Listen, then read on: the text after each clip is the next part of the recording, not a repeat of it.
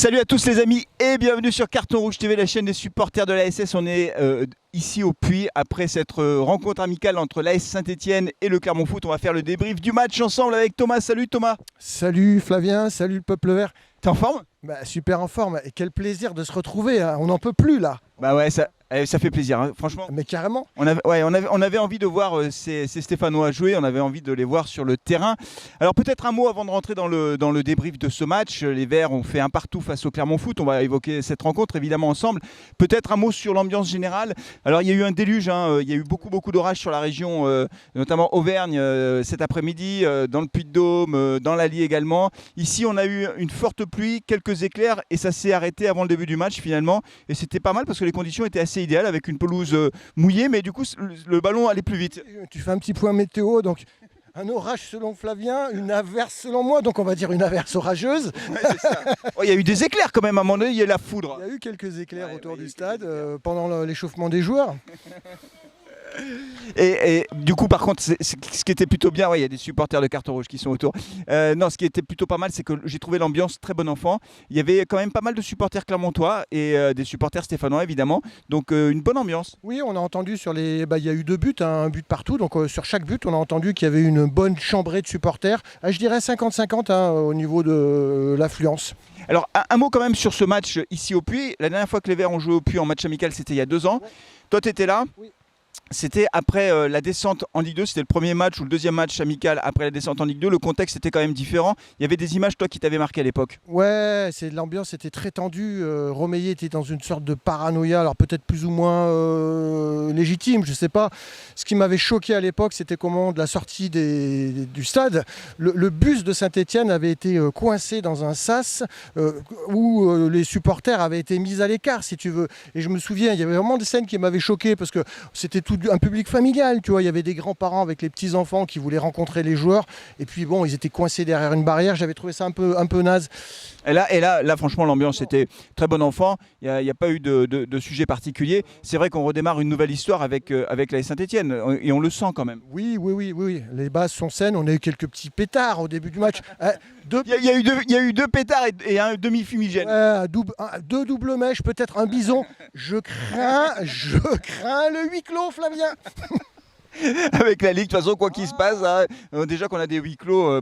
Juste un mot peut-être justement, puisque tu parles du stade, de la fréquentation, la campagne d'abonnement se passe très bien. On sent qu'il y a un engouement quand même pour la remontée du club en Ligue 1, le changement de propriétaire. C'est quand même de bon augure pour cette saison. On sait quand même que le public est important. Il y a vraiment une atmosphère qui n'a rien à voir. Clairement, la vente du club et la montée en Ligue 1, ces 2 événements collés l'un à l'autre finalement, parce que tout s'est passé en l'espace de 15 jours. Hein.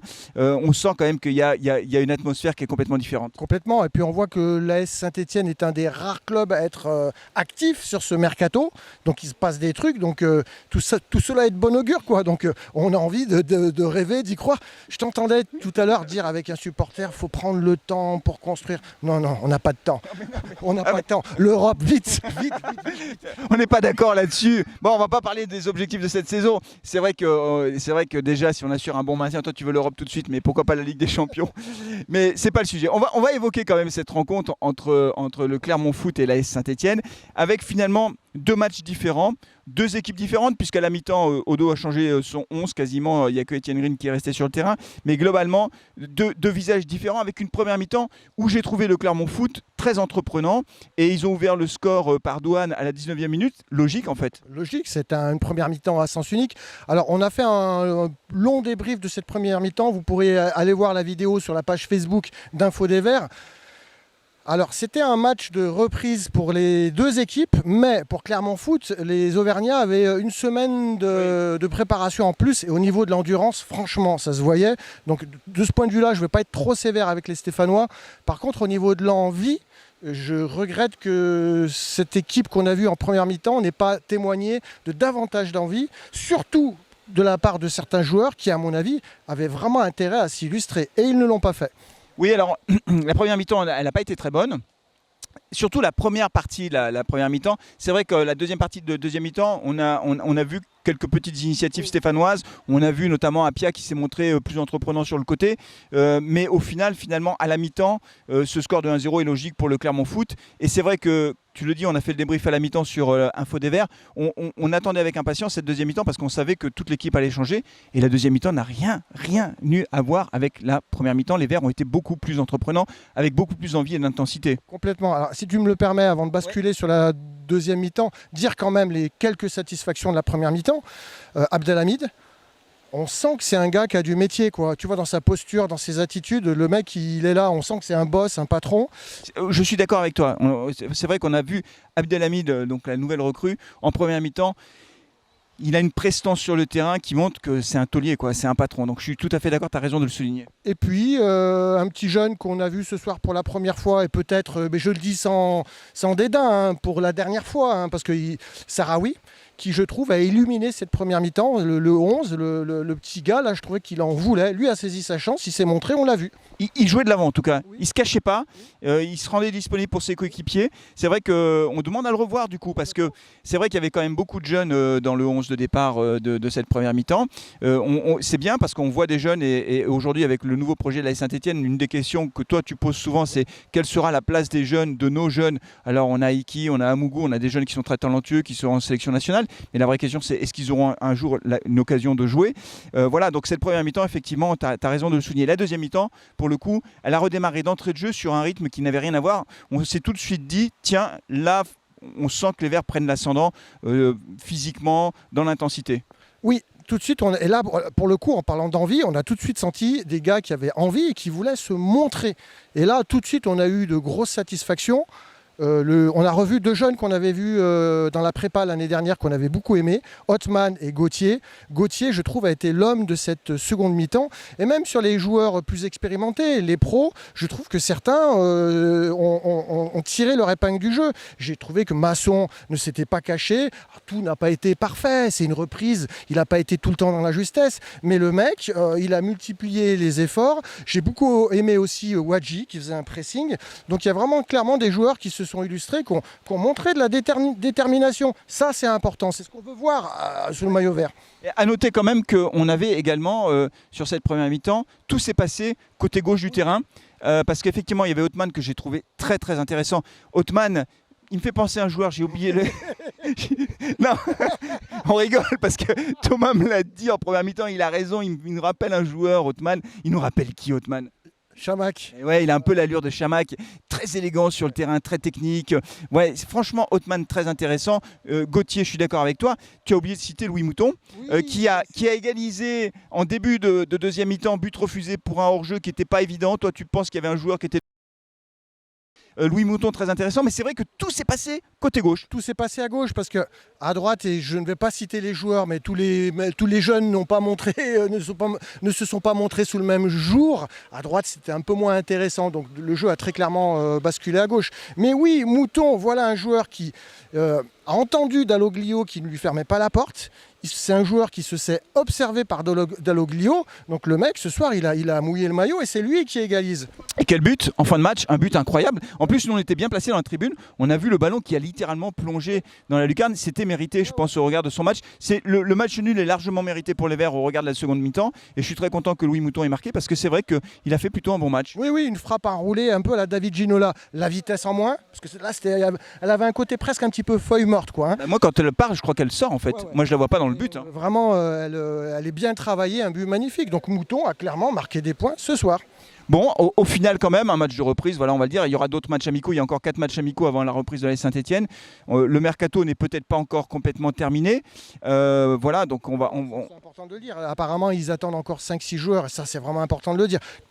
Vas-y, dis-nous pourquoi. Parce que pour l'instant, le mercato, tu le trouves décevant ou risqué? C'est-à-dire qu'il y a quand même des paris qui sont des paris pas gagnés d'avance. Peut-être qu'on aura de bonnes surprises, mais un Ben Holt, par exemple, tu demandes à voir? Chaque joueur individuellement est intéressant, mais je trouve qu'on commence à empiler des jeunes joueurs.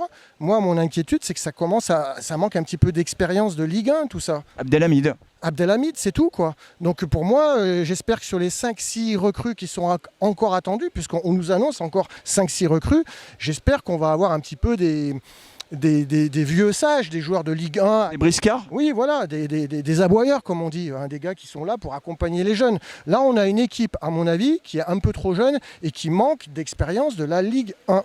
Bah oui, en tout cas, c'est vrai qu'il y a beaucoup de jeunes joueurs qui n'ont jamais joué en Ligue 1. Parmi les joueurs qui étaient parmi la descente, on a Moefek, on a Etienne Green, mais c'est tout. Tous les autres sont arrivés après.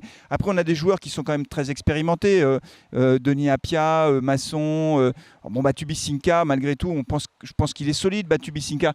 J'ai le sentiment avec Abdelhamid, Michael Nadé qui n'a pas encore prolongé. On attend quand même la prolongation de Michael Nadé, mais globalement, on a quand même des joueurs des tauliers de Tardieu. Il est quand même costaud. Alors, il est âgé, Tardieu, mais c'est des gars qui ont connu la Ligue 1, je suis d'accord avec toi, mais c'est pas. Enfin, ils arrivent un peu en bout de course quand même. Hein. Apia, avec tout le respect, j'adore Apia. En Ligue 2, il était fantastique. Mais il n'a plus l'endurance, il n'a plus le rythme. Il n'a pas quitté la Ligue 1 pour rien, quoi. On a beaucoup de joueurs que je vais qualifier de Ligue 1.5, tu vois, entre deux, quoi. Si on veut avoir des objectifs de passer une saison tranquille, d'aller chercher un bon maintien et peut-être plus, il nous faut vraiment des tauliers. Ok, on va voir tout ça, on va suivre le mercato avec attention. En tout cas, c'était très sympa d'être ici au Puy. On a vu beaucoup de monde, beaucoup de gens qui sont abonnés à Carton Rouge TV. Donc on les embrasse tous parce que c'était extrêmement sympathique. Merci à vous d'être venus nous voir. On a passé vraiment de super moments.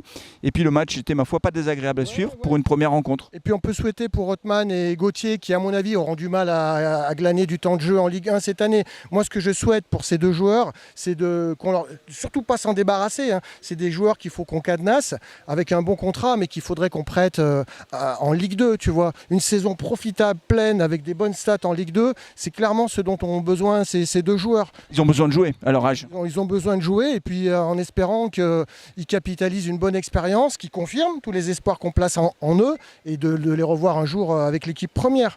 L'homme du match, pour toi, c'était Gauthier. Pour moi, c'est Othman. J'ai vraiment trouvé Othman très, très intéressant dans les initiatives qu'il a pu prendre. J'ai trouvé, Othman m'a semblé un petit peu fléchir, peut-être un petit peu sur la fin du match. J'ai trouvé Gauthier beaucoup plus homogène sur l'ensemble de sa prestation. Pour moi, il a vraiment rayonné sur cette deuxième mi-temps. Et Mouton, on le garde ? Ah ben Mouton, on le garde, oui ou non? Ah, c'est oui ou non? Sur ce qu'il a montré ce soir, Mouton, il peut tirer, il peut apporter sa pierre à l'édifice. Bon, parfait. C'est tout pour aujourd'hui. Merci beaucoup d'avoir suivi ce débrief. N'oubliez pas de vous abonner à la chaîne si ce n'est pas déjà fait. Puis on suivra la suite des événements avec beaucoup d'intérêt. Merci beaucoup les amis. À très bientôt. Ciao.